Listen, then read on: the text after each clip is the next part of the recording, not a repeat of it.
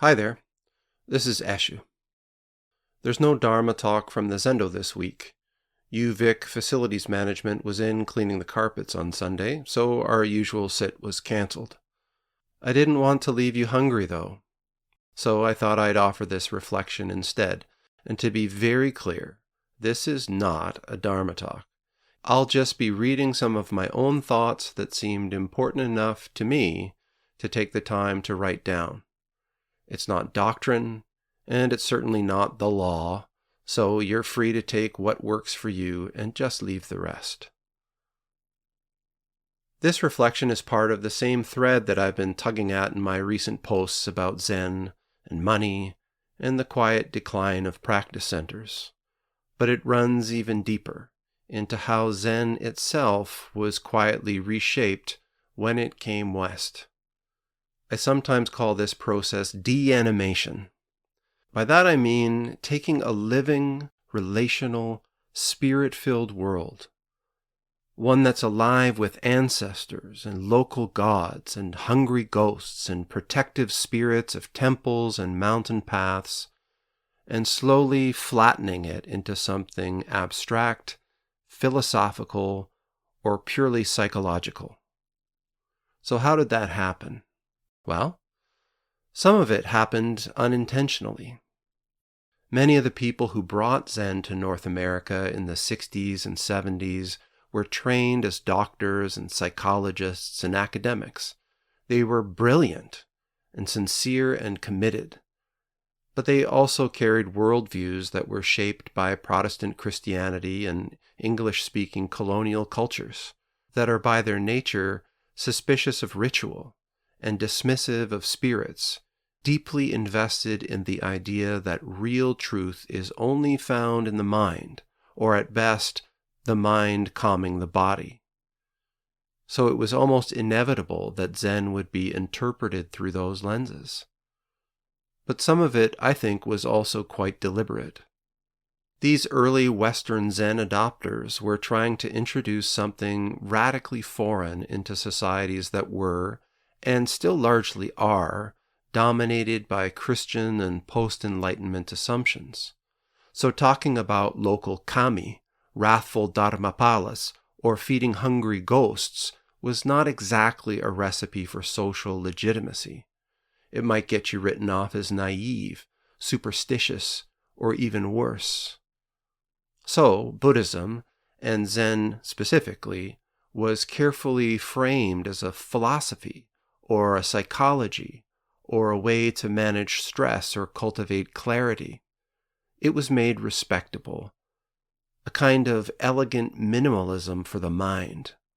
And that strategy, well, it's worked.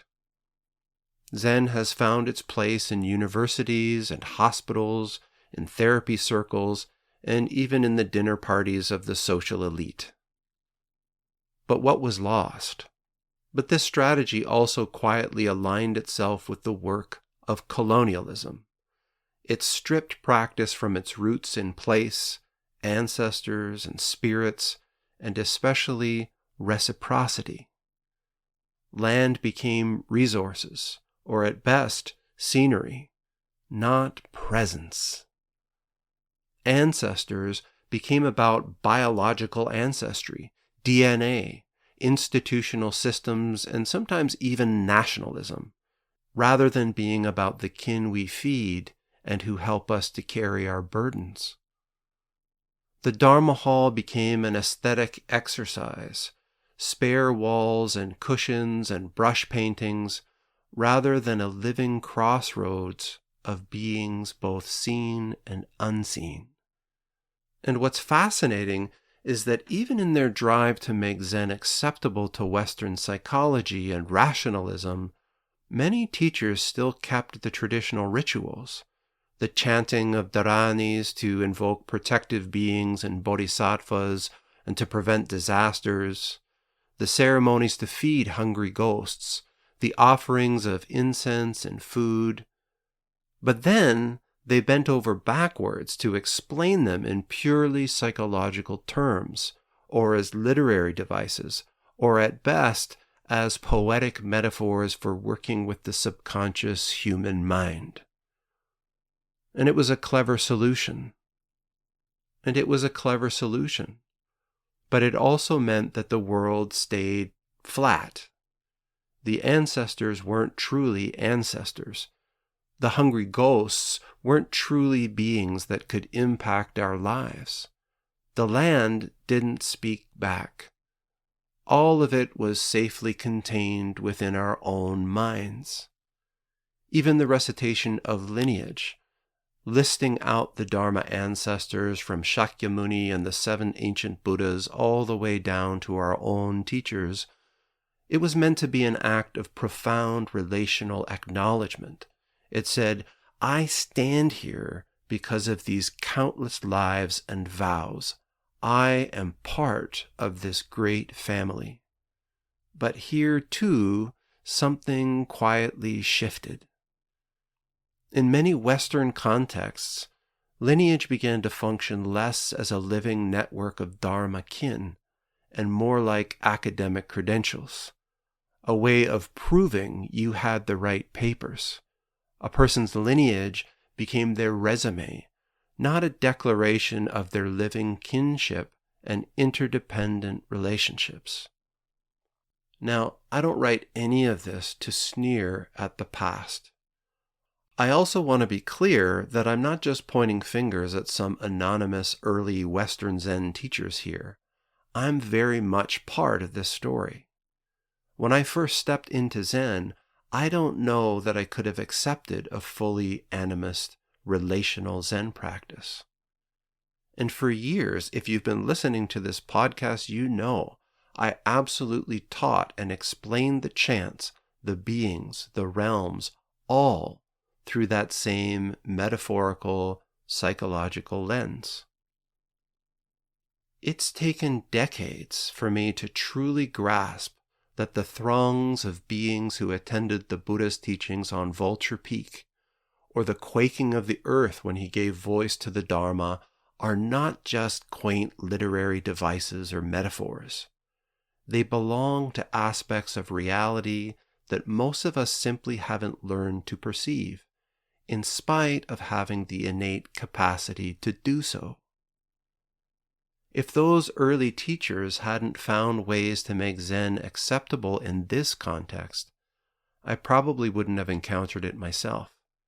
So I'm deeply grateful to them. And I understand why they chose the framing they did. For many, it must have seemed the only way for the Dharma to survive, let alone flourish. But I also think we're living in the long shadow of that strategy. We find ourselves now surrounded by a Zen that's elegant, minimal, and at the same time, strangely empty, and I don't mean that in a good way. It's a Zen that talks about letting go of attachments, but often forgets to ask who or what we're attached to, and whether or not we might have obligations and responsibilities to them beyond ourselves. It's a Zen that values silence and simplicity, but often doesn't know how to bow to the old powers of the land, or offer nourishment to the dead, or leave offerings at the crossroads and byways. For me, this isn't about importing Asian spirits. We couldn't even if we tried, onto hills that are already ancient, and indeed already occupied by their own long-standing spirits and caretakers. Nor is it about romanticizing someone else's traditions. It's about remembering that practice was never meant to be purely internal or abstract. It's always been about relationship. With people, yes, but also with place, with ancestors, with the countless seen and unseen beings we share the world with. So I'm trying, little bit by little bit, to let some of that back in, to let my practice re-animate, to listen to the land that I'm on and to the people who have been in relationship with this land since time out of mind. I've learned how to make offerings, how to acknowledge the dead who walk with me. It's small, and it's messy, and I get it wrong as often as I get it right, but it feels more honest than pretending that Zen was ever meant to be a clean, rational exercise in individual self-betterment. If any of this resonates with you, or even if it troubles you, I'd be glad to hear about it. Because for all its reputation for rugged independence, Zen has always been about companionship on the way. So thanks for listening today. May we all keep fumbling towards something more whole, more woven together, something more alive.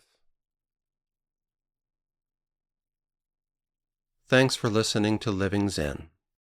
This podcast is completely free, and I'd really love to keep it ad-free. One small way that you can help is by leaving a rating or a review. It actually makes a huge difference, helping other people, maybe folks practicing far from a Zen center, to find these teachings and breathe life and connection into a solitary practice. If you'd like to go deeper, you can support this work and get early access to talks and extra reflections over on our Patreon at Red Mountain Way. If you're looking for a living Zen community, visit zenwest.ca. There's a free online orientation to Zen there, plus ways to sit with us. And if you want more personal guidance, I also work one-on-one through Monarch Trancework. Blessings on your way, and thanks for being here.